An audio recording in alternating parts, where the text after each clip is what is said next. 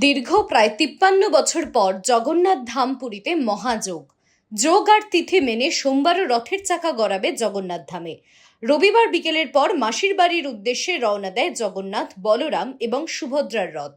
এই উপলক্ষেই এবার ওড়িশায় রথযাত্রা উপলক্ষে সৌজন্যের রাজনীতির সাক্ষী রইল জগন্নাথ ধাম। একে অপরকে নমস্কার, প্রতি নমস্কার জানাতে দেখা গেল ওড়িশার বর্তমান ও প্রাক্তন মুখ্যমন্ত্রীকে। বিরোধী শিবিরে বিজেডির প্রধান নেতা নবীন পট্টনায়ককে অনুষ্ঠান মঞ্চে উঠতে সাহায্যের হাত বাড়িয়ে দিলেন বিজেপি সাংসদ ও কেন্দ্রীয় শিক্ষামন্ত্রী ধর্মেন্দ্র প্রধান। আর এই মধুর ছবির সাক্ষী রইলেন স্বয়ং রাষ্ট্রপতিও। রথযাত্রার দিন পুরীর জগন্নাথ মন্দির প্রাঙ্গণে সস্ত্রীক উপস্থিত ছিলেন বর্ষীয়ান ক্রিকেটার অরুণ লাল। এদিন সংবাদ মাধ্যমের মুখোমুখি হয়ে তিনি বলেন, খুব ভালো লাগছে। আমি তো খুবই ফরচুনেট এখানে আসতে পেরেছি, আর এ থেকে ভালো কিছু হতে পারে না। আমি তো প্রিভিলেজড আছি। আপনারা দেখছেন ইউএন লাইভ, বাংলা খবরের শেষ কথা।